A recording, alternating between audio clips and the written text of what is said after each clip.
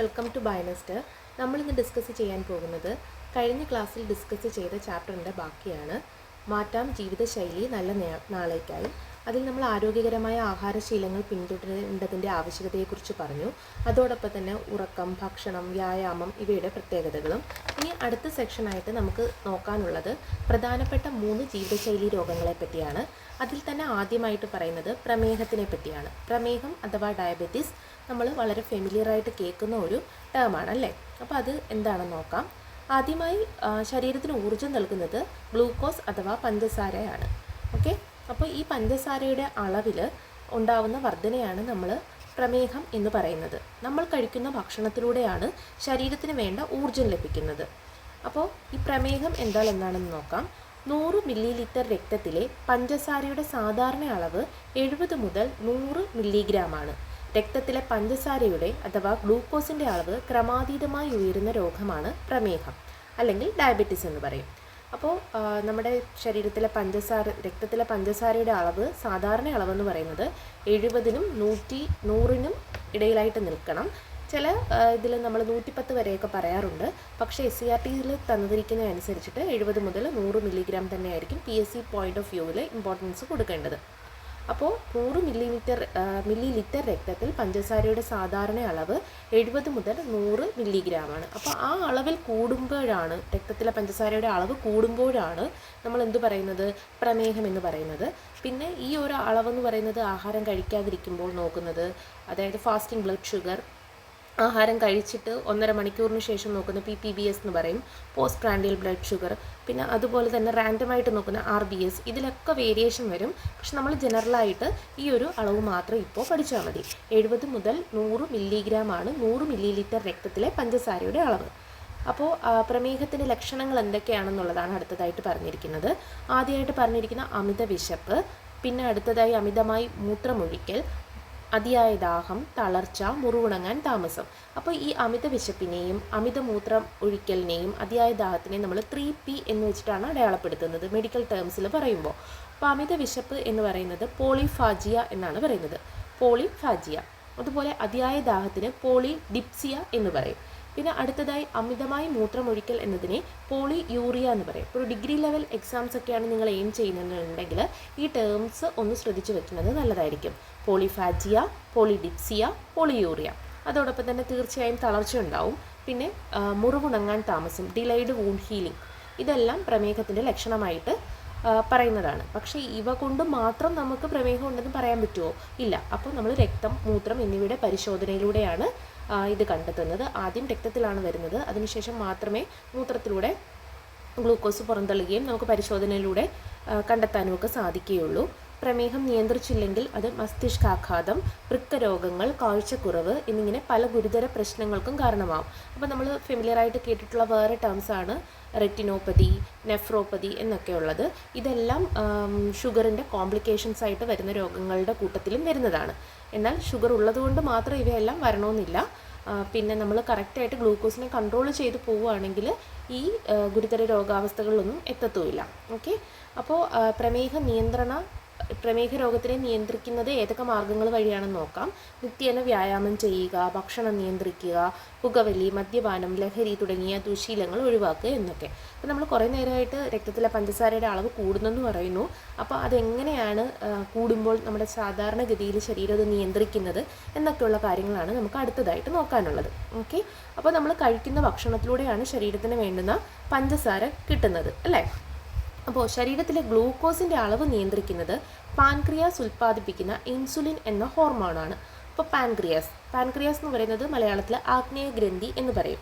അപ്പോൾ ദഹന പ്രക്രിയയിലും രക്തത്തിലെ പഞ്ചസാരയുടെ അളവ് നിയന്ത്രിക്കുന്നതിലും പ്രധാന പങ്ക് വഹിക്കുന്ന ഒരു ഗ്രന്ഥിയാണ് ഈ പാൻക്രിയാസ് അഥവാ ആഗ്നേയ ഗ്രന്ഥി എന്ന് പറയുന്നത്. അപ്പോൾ വീണ്ടും ശ്രദ്ധിക്കുക, രക്തത്തിലെ ഗ്ലൂക്കോസിൻ്റെ അളവ് നിയന്ത്രിക്കുന്നത് പാൻക്രിയാസ് ഉൽപ്പാദിപ്പിക്കുന്ന ഇൻസുലിൻ എന്ന ഹോർമോണാണ്. അപ്പോൾ നമുക്ക് ശ്രദ്ധിക്കാനുള്ള ഒരു കാര്യം എന്ന് വെച്ച് കഴിഞ്ഞാൽ, ഈ ഇൻസുലിൻ മാത്രമാണോ പാൻക്രിയാസ് ഉൽപ്പാദിപ്പിക്കുന്ന ഹോർമോൺസ്? അല്ല. ചില എൻസൈംസും ഉണ്ടാക്കാറുണ്ട് ദഹന പ്രക്രിയയെ സഹായിക്കാൻ വേണ്ടി. അതുപോലെ തന്നെ പാൻക്രിയാസ് ഉണ്ടാക്കുന്ന 2 ഹോർമോണാണ് ഇൻസുലിനും അതോടൊപ്പം തന്നെ ഗ്ലൂക്കഗോണും. ഇത് രണ്ടും എന്താണ്, നമ്മുടെ ശരീരത്തിലെ പഞ്ചസാരയുടെ അളവിനെ ഒരെണ്ണം കൂടുമ്പോൾ നിയന്ത്രിക്കുന്നു, മറ്റേത് കുറയുമ്പോൾ കൂട്ടുന്നു. അതാണ് ഈ 2 ഹോർമോണും ചേർന്ന് ചെയ്യുമ്പോഴാണ് രക്തത്തിലെ പഞ്ചസാരയുടെ അളവ് നിയന്ത്രണ വിധേയമായിട്ട് തുടരുന്നത്. അപ്പോൾ ബ്ലഡ് ഷുഗർ കൂടുമ്പോൾ പാൻക്രിയാസ് എന്ത് ചെയ്യും, ഇൻസുലിൻ ഉൽപ്പാദിപ്പിക്കും. ഇൻസുലിൻ ഉൽപ്പാദിപ്പിക്കുന്നത് ബീറ്റാ സെൽസാണ്. ഐലറ്റ്സ് ഓഫ് ലാംഗർഹാൻസ് എന്ന് പറഞ്ഞിട്ട് നമ്മുടെ പാൻക്രിയാസിൽ ഒരു ഭാഗമുണ്ട്. അതിൽ തന്നെ ബീറ്റാ സെൽസാണ് ഈ ഇൻസുലിൻ ഉൽപ്പാദിപ്പിക്കുന്നത്. ഇൻസുലിൻ എന്ത് ചെയ്യും, ഈ ഗ്ലൂക്കോസിനെ കരളിലും പേശികളിലും കൊഴുപ്പാക്കി മാറ്റും. അങ്ങനെ രക്തത്തിലെ ഗ്ലൂക്കോസിൻ്റെ അളവ് കുറയ്ക്കും. അതോടൊപ്പം തന്നെ നമ്മൾ പറഞ്ഞു പാൻക്രിയാസ് ഗ്ലൂക്കഗോൺ എന്ന് പറഞ്ഞൊരു ഹോർമോണും ഉണ്ടാക്കുന്നുണ്ടെന്ന്. അപ്പോൾ ഈ ഗ്ലൂക്കഗോൺ എന്താണ് ചെയ്യുന്നത്, ഗ്ലൂക്കഗോൺ എന്ന് പറയുന്നത് നമ്മുടെ ഈ ഐലറ്റ്സ് ഓഫ് ലാംഗർഹാൻസിൽ തന്നെ ആൽഫ സെൽസാണ് ഗ്ലൂക്കഗോൺ ഉണ്ടാക്കുന്നത്. അതെന്ന് പറഞ്ഞേക്കുന്നത് എന്താ, ലിവറിൽ നമ്മൾ സംഭരിച്ച് വെച്ചിട്ടുണ്ടല്ലോ ഈ ഗ്ലൂക്കോസിനെ നമ്മുടെ രക്തത്തിൻ്റെ സ്ട്രീമിലോട്ട് കടത്തി വിടുകയാണ് ചെയ്യുന്നത്. അങ്ങനെ അതിനെ നിയന്ത്രിക്കുകയും ചെയ്യും. ഓക്കെ, 2 രീതിയിലും നിയന്ത്രിക്കും. കൂടുമ്പോൾ ഒരാൾ കുറയ്ക്കും, മറ്റേ ആൾ കുറഞ്ഞിരിക്കുമ്പോൾ കൂട്ടും. കൂടുമ്പോൾ കുറയ്ക്കുന്നതാണ് ഇൻസുലിന്, കുറയുമ്പോൾ കൂട്ടുന്നതാണ് ഗ്ലൂക്കഗോൺ. ഓക്കെ, അപ്പം നമുക്ക് ഈ ഇൻസുലിൻ എന്ന് പറയുന്നത് ആരാണ് കണ്ടെത്തിയതെന്ന് നോക്കാം. ഫെഡറിക് ബാന്റിങ്, ജോൺ മക്ലോയിഡ് എന്നീ ശാസ്ത്രജ്ഞരാണ് 1921 ഇൻസുലിൻ ഹോർമോൺ കണ്ടെത്തിയത്. അപ്പോൾ SCERT ടെക്സ്റ്റിൽ ഇവരുടെ 2 പേരുടെയും മാത്രം പേരേ പറഞ്ഞിട്ടുള്ളൂ, ഫെഡറിക് ബാന്റിങ്ങും ജോൺ മക്ലോയിഡും. അതോടൊപ്പം തന്നെ ഒരാളും കൂടിയുണ്ട്, ചാൾസ് ബെസ്റ്റ് എന്ന ശാസ്ത്രജ്ഞനും കൂടിയുണ്ട്. 1923 ഫിസിയോളജി അഥവാ മെഡിസിനിലെ നോബൽ പ്രൈസ് ഇവർക്ക് 3 പേർക്കും കൂടിയാണ് കിട്ടിയിട്ടുള്ളത്. ഓക്കെ, അപ്പോൾ നമുക്കൊന്നുകൂടെ നോക്കാം. ഫെഡറിക് ബാന്റിങ്, ജോൺ മക്ലോയിഡ് എന്നീ ശാസ്ത്രജ്ഞരാണ് 1921 ഇൻസുലിൻ ഹോർമോൺ കണ്ടെത്തിയത്. ഇൻസുലിൻ ഉൽപ്പാദിപ്പിക്കുന്ന കോശങ്ങളുടെ നാശം കാരണം ശരീരത്തിന് ആവശ്യമായത്ര ഇൻസുലിൻ ഉൽപ്പാദിക്കപ്പെടാത്ത അവസ്ഥയാണ് ടൈപ്പ് 1 പ്രമേഹം. അപ്പോൾ നമ്മൾ കേട്ടിട്ടുണ്ട് 2 തരത്തിലുള്ള പ്രമേഹമുണ്ട്, ടൈപ്പ് 1 പ്രമേഹവും ടൈപ്പ് 2 പ്രമേഹവും. അപ്പോൾ ടൈപ്പ് 1 പ്രമേഹം എന്താണെന്ന് ആദ്യം നോക്കാം. അതിലാണ് പറയുന്നത് ഇൻസുലിൻ ഉൽപ്പാദിക്കപ്പെടുന്ന കോശങ്ങളുടെ നാശം. നമ്മൾ പറഞ്ഞില്ലേ ബീറ്റാ സെൽസ് ആണെന്ന് ഉണ്ടാക്കുന്നതെന്ന്. അപ്പോൾ അങ്ങനത്തെ ആ കോശങ്ങൾ നശിച്ചു പോകുന്നത് കാരണം ശരീരത്തിന് ആവശ്യമായത്ര ഇൻസുലിൻ ഉൽപ്പാദിപ്പിക്കപ്പെടാൻ കഴിയാത്ത അവസ്ഥയാണ് ടൈപ്പ് 1 പ്രമേഹം. ഇത് കുട്ടികളിലാണ് സാധാരണയായി കണ്ടുവരുന്നത്. എന്നാൽ ഉൽപ്പാദിപ്പിക്കുന്ന ഇൻസുലിൻ ഉപയോഗിക്കാൻ കഴിയാതെ വരികയോ ശരീരത്തിന് ആവശ്യമായ എത്ര അളവിൽ ഇല്ലാതെ വരികയോ ചെയ്യുന്ന അവസ്ഥയാണ് ടൈപ്പ് 2 പ്രമേഹം. നാം സാധാരണയായി കണ്ടുവരുന്നത് ടൈപ്പ് 2 പ്രമേഹമാണ്. ഓക്കെ, അപ്പോൾ ടൈപ്പ് 1 പ്രമേഹത്തിന് ജീവിതകാലം മുഴുവൻ ഇൻസുലിൻ കുത്തിവെക്കണം. ആ കോശങ്ങൾ നശിച്ചു പോവല്ലേ, അപ്പോൾ നമ്മൾ പുതിയതായിട്ടൊരാളെ കൊടുത്താലേ പറ്റത്തുള്ളൂ. അതുകൊണ്ടാണ് ചില കുഞ്ഞുങ്ങളിലൊക്കെ നമ്മൾ ഇൻസുലിൻ ജീവിതകാലം മുഴുവൻ കുത്തിവെക്കേണ്ട അവസ്ഥ വരുന്നത്. ആ കുഞ്ഞുങ്ങളിൽ എന്തായിരിക്കും ഉള്ളത്, ടൈപ്പ് 1 പ്രമേഹമാണ് ഉണ്ടാകുന്നത്. എന്നാൽ ടൈപ്പ് 2 പ്രമേഹം എന്ന് പറയുന്നത് ഒരു ജീവിതശൈലി രോഗമാണ്. അതുകൊണ്ട് തന്നെ ശരിയായ ജീവിതശൈലിയിലൂടെയും മരുന്നുകളുടെയും ഈ ടൈപ്പ് 2 പ്രമേഹം നിയന്ത്രിക്കാൻ പറ്റും. ഓക്കെ, അപ്പോൾ ഒന്നുകൂടെ പറയാം, ശരീരത്തിലെ ഗ്ലൂക്കോസിൻ്റെ അളവ് നിയന്ത്രിക്കുന്നത് പാൻക്രിയാസ് ഉൽപ്പാദിപ്പിക്കുന്ന ഇൻസുലിൻ എന്ന ഹോർമോണാണ്. ഫെഡറിക് ബാന്റിങ്, ജോൺ മക്ലോയിഡ്, അവരോടൊപ്പം തന്നെ ചാൾസ് ബെസ്റ്റ് എന്നിവരാണ് ഈ ഇൻസുലിൻ ഹോർമോൺ കണ്ടെത്തിയത്. 1923 അവർക്ക് മെഡിസിൻ അല്ലെങ്കിൽ ഫിസിയോളജിയിലെ നോബൽ സമ്മാനം ലഭിക്കുകയുണ്ടായി ഈ കണ്ടുപിടുത്തത്തിന്. അതുപോലെ തന്നെ 2 തരത്തിലുള്ള പ്രമേഹമുണ്ട്, ടൈപ്പ് 1 പ്രമേഹവും ടൈപ്പ് 2 പ്രമേഹവും. ടൈപ്പ് 1 പ്രമേഹം സാധാരണയായി കുഞ്ഞുങ്ങളിലാണ് കണ്ടുവരുന്നത്. അതിൻ്റെ കാരണം എന്ന് വെച്ച് കഴിഞ്ഞാൽ ഇൻസുലിൻ ഉൽപ്പാദിപ്പിക്കുന്ന കോശങ്ങളുടെ നാശം കാരണം ശരീരത്തിന് ആവശ്യമായത്ര ഇൻസുലിൻ ഉൽപ്പാദിപ്പിക്കുന്നില്ല. അതുകൊണ്ട് തന്നെ അങ്ങനെയുള്ള പ്രമേഹമുള്ള കുട്ടികളിൽ ജീവിതകാലം മുഴുവൻ ഇൻസുലിൻ കുത്തിവെക്കണം. എന്നാൽ ടൈപ്പ് 2 പ്രമേഹം എന്ന് പറയുന്നത് കോശങ്ങൾ നശിക്കുകയല്ല അവിടെ ചെയ്യുന്നത്, ആവശ്യമായ എത്ര അളവിൽ ഇല്ലാതെ വരികയോ അല്ലെങ്കിൽ ഈ ഇൻസുലിൻ്റെ ഉണ്ടാക്കുന്നുണ്ട് പക്ഷെ ഉപയോഗിക്കാൻ കഴിയുന്നില്ല. അതൊക്കെ ഹയർ ക്ലാസ്സസിൽ നമ്മൾ ഡീറ്റെയിൽഡ് ആയിട്ട് പഠിക്കും. അപ്പോൾ അങ്ങനത്തെ ഒരു അവസ്ഥയിലാണ് ടൈപ്പ് 2 പ്രമേഹം ഉണ്ടാകുന്നത്. അതൊരു ജീവിതശൈലി രോഗമാണ്. അതിനെ നമുക്ക് എങ്ങനെയൊക്കെ നിയന്ത്രിക്കാൻ പറ്റും, ശരിയായ ജീവിതശൈലിയിലൂടെയും മരുന്നുകളിലൂടെയും നിയന്ത്രിക്കാം. അപ്പോൾ അത് നിയന്ത്രിക്കുന്ന മാർഗ്ഗങ്ങളാണ് പ്രധാനമായിട്ടും ഇവിടെ പറഞ്ഞത്. നിത്യേന വ്യായാമം ചെയ്യുക, ഭക്ഷണം നിയന്ത്രിക്കുക, ഒരുപാട് മധുരമുള്ള സാധനങ്ങൾ, സോഫ്റ്റ് ഡ്രിങ്ക്സ് ഇതൊക്കെ ഒഴിവാക്കുക എന്നുള്ളത്. അതുപോലെ തന്നെ പുകവലി, മദ്യപാനം, ലഹരി ഉപയോഗം തുടങ്ങിയ ദുശീലങ്ങൾ ഒഴിവാക്കുക എന്നൊക്കെയാണ് ഉള്ളത്. ഓക്കെ, അപ്പോൾ അത്രയാണ് നമുക്ക് പ്രമേഹത്തിനകത്ത് നോക്കാനുള്ളത്. അടുത്ത ജീവിതശൈലി രോഗമാണ് രക്തസമ്മർദ്ദം അല്ലെങ്കിൽ ബ്ലഡ് പ്രഷർ എന്ന് പറയുന്നത്. രക്തക്കുഴലുകളിലൂടെ ഒഴുകുമ്പോൾ രക്തക്കുഴലുകളുടെ ഭിത്തിയിൽ ചെലുത്തുന്ന മർദ്ദമാണ് രക്തസമ്മർദ്ദം. അപ്പോൾ അതൊരു പ്രഷറാണല്ലേ. അപ്പോൾ അതെങ്ങനെയാ, രക്തം രക്തക്കുഴലുകളിലൂടെ ഒഴുകുമ്പോൾ രക്തക്കുഴലുകളുടെ ഭിത്തിയിൽ ചെലുത്തുന്ന മർദ്ദമാണ് രക്തസമ്മർദ്ദം. അപ്പോൾ ഈ ഒരു അപ്പാരറ്റസ് നമ്മളെപ്പോഴും ഹോസ്പിറ്റലിലൊക്കെ പോകുമ്പോഴും ഡോക്ടറിൻ്റെ അടുത്ത് പോകുമ്പോഴും ഒക്കെ കാണും. അപ്പോൾ അതിൻ്റെ പേരാണ് സ്പിഗ്മോ മാനോമീറ്റർ. അപ്പോൾ രക്തസമ്മർദ്ദം അളക്കുന്ന ഉപകരണത്തിൻ്റെ പേരാണ് BP അപ്പാരറ്റസ് നമ്മൾ കോമൺലി പറയും. അതിൻ്റെ യഥാർത്ഥ പേരാണ് സ്പിഗ്മോ മാനോമീറ്റർ. ഓക്കെ, ഈ ഉപകരണത്തിൽ 120 ബാർ 80 mmHg, അതായത് മെർക്കുറിയാണ് ഇതിൽ ഉപയോഗിക്കുന്ന ആ ഒരു ഇതെന്ന് പറയുന്നത്. അപ്പോൾ അതിൻ്റെ റീഡിംഗ് കാണിക്കുന്നതാണ് സാധാരണ രക്തസമ്മർദ്ദ നിരക്ക്. അപ്പോൾ നമ്മൾ അവിടുത്തെ ശ്രദ്ധിക്കണം. 120 ബാർ 80 മില്ലിമീറ്റർ മെർക്കുറി mmHg ആണ് സാധാരണ രക്തസമ്മർദ്ദ നിരക്ക്. പുകവലി, പൊണ്ണത്തടി, പൊട്ടാസ്യത്തിൻ്റെ കുറവ്, ഉപ്പിൻ്റെ അമിത ഉപയോഗം, പ്രായാധിക്യം എന്നിവ സാധാരണ രക്തസമ്മർദ്ദ നിരക്കിൽ വ്യതിയാനം വരുത്തുന്നതിന് ഇടയാക്കുന്നു. അപ്പോൾ എന്തൊക്കെയാണ് പ്രധാനപ്പെട്ട കാരണങ്ങൾ? പുകവലി, പൊണ്ണത്തടി, പൊട്ടാസ്യത്തിൻ്റെ കുറവ്, ഉപ്പിൻ്റെ അമിത ഉപയോഗം. അപ്പോൾ അവിടെ ശ്രദ്ധിക്കാനുള്ളത്, ഉപ്പ് അമിതമായിട്ട് ഉപയോഗിക്കുമ്പോൾ നമ്മുടെ ശരീരത്തിൽ സോഡിയത്തിൻ്റെ അളവ് കൂടും. ഈ സോഡിയത്തിൻ്റെ അളവ് കൂടി കഴിയുമ്പോഴത്തേക്ക് പ്രഷർ കൂടും, വാട്ടർ റിട്ടൻഷൻ പോലത്തെ കാര്യങ്ങളൊക്കെ ഉണ്ടാവും. അപ്പോൾ പ്രായാധിക്യം, പിന്നെ ഇങ്ങനത്തുള്ള കാര്യങ്ങളൊക്കെ കൊണ്ടാണ് രക്തസമ്മർദ്ദത്തിൻ്റെ വ്യതിയാനം വരുത്തുന്നത്. ഓക്കെ, അപ്പോൾ രക്തസമ്മർദ്ദം നിയന്ത്രിക്കാൻ എന്തെല്ലാം കാര്യങ്ങൾ ശ്രദ്ധിക്കണം? ഈ ഉപ്പിൻ്റെ ഉപയോഗം കുറയ്ക്കുക, നല്ല ജീവിതശൈലി പിന്തുടരുക തുടങ്ങിയ കാര്യങ്ങളൊക്കെ ചെയ്യണം. നല്ല രീതിയിൽ വ്യായാമം ചെയ്യുക. ഇവയെല്ലാം എന്തിന് പ്രധാനപ്പെട്ടതാണ്? ജീവിതശൈലി രോഗങ്ങളെല്ലാം നിയന്ത്രിക്കാൻ നല്ലതാണ്. അതോടൊപ്പം തന്നെ പ്രത്യേകിച്ചും രക്തസമ്മർദ്ദം കുറയ്ക്കാനും നല്ലതാണ്. ഓക്കെ, അത്രയാണ് അവിടെ ഉള്ളത്. അതിനുശേഷം അടുത്തതായിട്ട് വരുന്നതാണ് കൊളസ്ട്രോൾ. കൊളസ്ട്രോൾ നമുക്ക് ഭയങ്കര കേൾക്കുന്ന ഒരു ടേമാണ് അല്ലേ. അപ്പോൾ എണ്ണയിൽ പൊരിച്ചെടുത്ത ചില ആഹാരവസ്തുക്കളാണ് ചിത്രത്തിൽ കാണുന്നത്. കണ്ടില്ലേ, നമുക്ക് കൊതി തോന്നുന്ന രീതിയിലുള്ള കുറേ വസ്തുക്കളുടെ പടമാണ് അവിടെ കൊടുത്തിരിക്കുന്നത്. അപ്പോൾ നിങ്ങൾക്ക് എണ്ണയിൽ പൊരിച്ചെടുത്ത ആഹാരമാണോ ആവിയിൽ വേവിച്ചെടുത്ത ആഹാരമാണോ കൂടുതൽ ഇഷ്ടം? ഒരു 90% പേർക്കും എണ്ണയിൽ പൊരിച്ചെടുത്ത് നല്ല ടേസ്റ്റി ആയിട്ടുള്ള ഉണ്ണിയപ്പവും മുറുക്കും അങ്ങനത്തെ കാര്യങ്ങളൊക്കെ തന്നെ ആയിരിക്കും അല്ലേ ഇഷ്ടം. പക്ഷേ അത് ശരീരത്തിന് ദോഷകരമാണ്. വല്ലപ്പോഴും മനസ്സേ വയൽ കഴിക്കുന്നതിന് കുഴപ്പമില്ല. അതല്ലാതെ നമ്മൾ ഡെയിലി കഴിച്ചു കഴിഞ്ഞാൽ നമുക്ക് ഈ കൊളസ്ട്രോൾ പോലത്തുള്ള കാര്യങ്ങളൊക്കെ വളരെയധികം, ചീത്ത കൊളസ്ട്രോളും ഉണ്ട് നല്ല കൊളസ്ട്രോളും ഉണ്ട്. അപ്പോൾ അതിൽ ചീത്ത കൊളസ്ട്രോളൊക്കെ കൂടാൻ വളരെ മെയിൻ കാരണം എന്ന് പറയുന്നത് ഈ നമ്മുടെ 5 രൂപ കടി അങ്ങനത്തെ പൊരിപ്പ് സാധനങ്ങളുടെയൊക്കെ അമിതമായിട്ട് ഉപയോഗമാണ്. ഏറ്റവും നല്ലത് ആവിയിൽ വേവിച്ചുള്ള കുഴക്കട്ട, ഇഡ്ഡലി പോലുള്ള വസ്തുക്കളും പുട്ട് ഒക്കെയാണ് ശരീരത്തിന് നല്ലത്. പൊരിച്ചെടുത്ത ആഹാര വസ്തുക്കളുടെ ഉപയോഗം കുറയ്ക്കണമെന്ന് നേരത്തെ മനസ്സിലാക്കിയിട്ടുണ്ടല്ലോ. എന്താണ് അങ്ങനെ പറയാൻ കാരണം? ഇതിനകത്തൂടെയൊക്കെ ഒരുപാട് അളവിൽ എണ്ണ, കൊഴുപ്പ് മുതലായിട്ടുള്ള വസ്തുക്കളൊക്കെ ശരീരത്തിൽ ചെല്ലും അല്ലേ. നമ്മുടെ ശരീരത്തിലെ വിവിധതരം കൊഴുപ്പുകളിൽ ഒന്നാണ് കൊളസ്ട്രോൾ എന്ന് നിങ്ങൾ പഠിച്ചിട്ടുണ്ടല്ലോ. അപ്പോൾ താഴെ നമുക്ക് കൊളസ്ട്രോളിൻ്റെ കാര്യങ്ങൾ നോക്കാം. മൊത്തം കൊളസ്ട്രോൾ 200 mg/dL താഴെയാണ് ശരിയായ അവസ്ഥ. കൊളസ്ട്രോൾ, നല്ല കൊളസ്ട്രോൾ, ചീത്ത കൊളസ്ട്രോൾ എന്നിങ്ങനെ 2 തരമുണ്ട്. അപ്പോൾ നല്ല കൊളസ്ട്രോളും ചീത്ത കൊളസ്ട്രോളും നമ്മൾ കേട്ടിട്ടുണ്ട്. ഇത് കൂടാതെ TGL അങ്ങനത്തുള്ള കൊളസ്ട്രോളും ഒക്കെ ഉണ്ട്. ഇപ്പോൾ പ്രധാനമായിട്ട് നമ്മൾ 2 തരത്തിലുള്ള കൊളസ്ട്രോൾ നോക്കിയാൽ മതി. നല്ല കൊളസ്ട്രോൾ, അതായത് ഹൈ ഡെൻസിറ്റി ലിപ്പിഡ്സ് എന്ന് പറയും.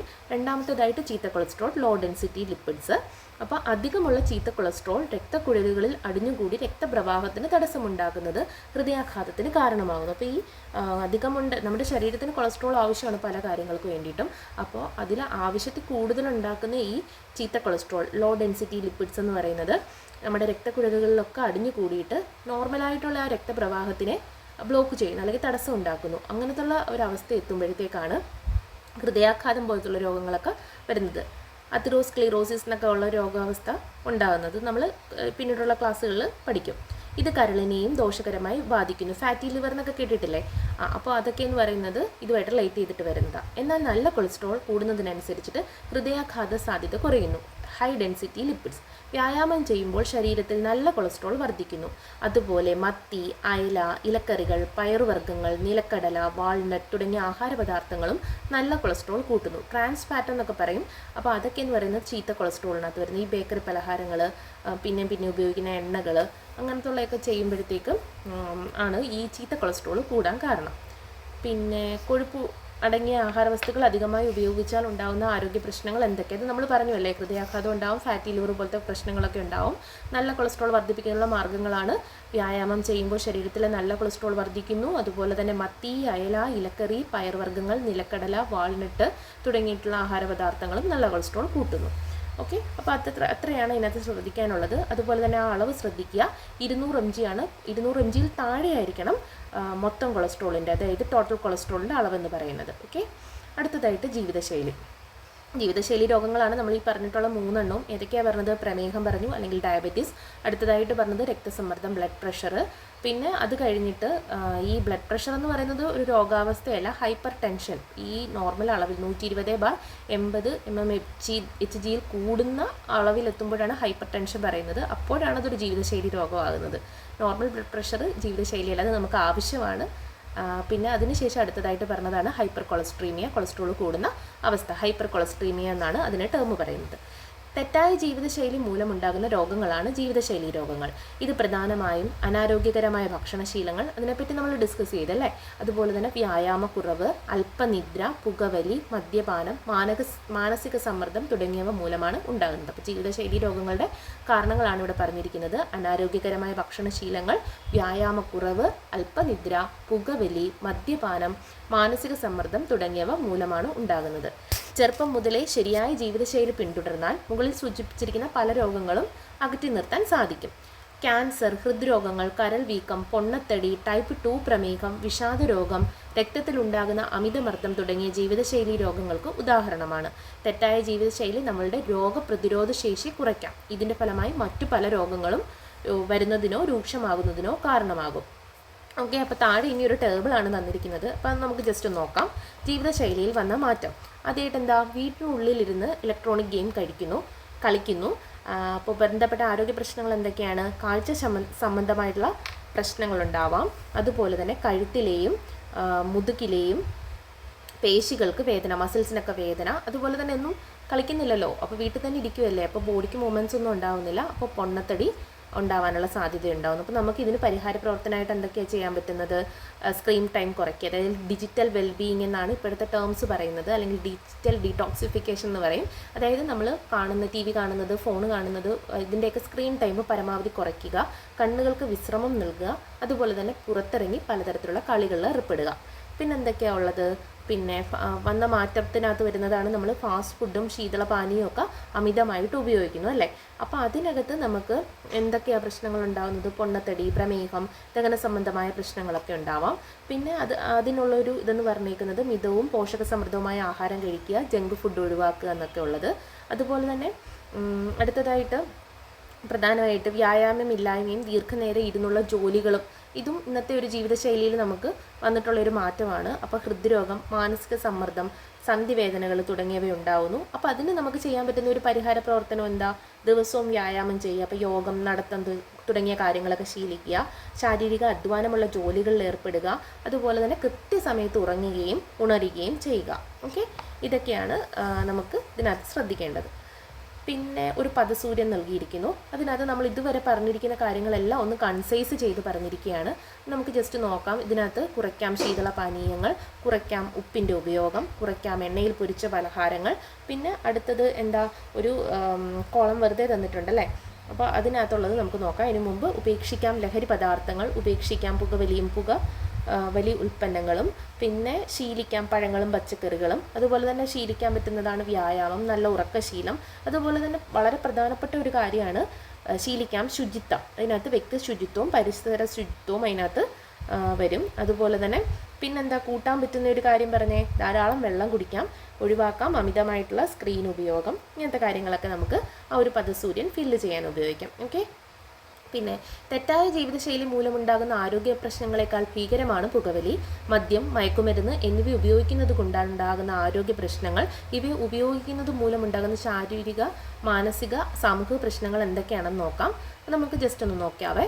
ആദ്യം പറഞ്ഞിരിക്കുന്ന ശാരീരിക പ്രശ്നങ്ങളിനകത്ത് ശരീരത്തിൻ്റെ രോഗപ്രതിരോധ ശേഷി കുറയുന്നു, ഓർമ്മശക്തിയും വിവേചന ശക്തിയും കുറയുന്നു, പിന്നെ ശ്വാസകോശ സംബന്ധമായ രോഗങ്ങൾക്ക് കാരണമാകുന്നു. പിന്നെന്താ ഒരെണ്ണം ഉള്ളത്? ശാരീരിക പ്രശ്നങ്ങളിൽ നമുക്ക് പ്രധാനമായിട്ട് വരുന്നത് എന്താ? പലതരത്തിലുള്ള കരൾ രോഗങ്ങൾ, അതായത് സിറോസിസ്, ക്യാൻസർ തുടങ്ങിയവയ്ക്ക് സാധ്യത കൂടുന്നു. പിന്നെ മാനസിക പ്രശ്നങ്ങളിൽ എന്തൊക്കെ വരാം? ഉത്കണ്ഠ, വിഷാദം മുതലായവ ഉണ്ടാകുന്നു. നിയമവിരുദ്ധ പ്രവർത്തനങ്ങൾ ചെയ്യാനുള്ള പ്രേരണ ഉണ്ടാകുന്നു, പെട്ടെന്ന് അക്രമാസക്തരാകുന്നു. ഇതൊക്കെ ഈ ഒരു ലഹരി ഉപയോഗിക്കുന്നത് കൊണ്ടുള്ള പ്രശ്നങ്ങളാണ് അല്ലേ. അതുപോലെ തന്നെ മാനസികമായിട്ടുള്ള ഏകാഗ്രതയൊക്കെ നഷ്ടപ്പെടുന്നു. പിന്നെ സാമൂഹിക പ്രശ്നങ്ങൾ നോക്കാം. അതിൽ കുടുംബത്തോടും സുഹൃത്തുക്കളോടും അകലം പാലിക്കുന്നു, തെറ്റായ സുഹൃത്ത് ബന്ധം സൃഷ്ടിക്കുന്നു, പഠനത്തിൽ താല്പര്യം കൊള്ളുന്നു, പിന്നെ സാമ്പത്തിക തകർച്ചയുണ്ടാകുന്നു, പിന്നെ ഗാർഹിക പീഡനം, വീട്ടുകാരോടും അതുപോലെ തന്നെ മോശം രീതിയിൽ പെരുമാറുകയും ശാരീരികമായി അവർക്ക് ഉപദ്രവങ്ങളൊക്കെ ഉണ്ടാക്കുകയും ചെയ്യുന്നു. പിന്നെ അതുപോലെ തന്നെ ലഹരിയുടെ വേറൊരു പ്രശ്നമെന്ന് വെച്ച് കഴിഞ്ഞാൽ ഈ ലഹരി മരുന്നുകളൊക്കെ വാങ്ങാൻ പണത്തിനായിട്ട് മോഷണം, പിടിച്ചുപറി തുടങ്ങിയിട്ടുള്ള നിയമവിരുദ്ധമായിട്ട് പ്രവർത്തനങ്ങളിൽ ഏർപ്പെടുന്നു. പിന്നെ പ്രധാനമായിട്ടുള്ള കാര്യമെന്ന് വെച്ച് കഴിഞ്ഞാൽ ഈ മദ്യവും മയക്കുമരുന്നും ഒക്കെ ഉപയോഗിച്ചിട്ട് റോഡിൽ ഒക്കെ ഇറങ്ങിയിട്ട് പലതരത്തിലുള്ള അപകടങ്ങളുണ്ടാവും.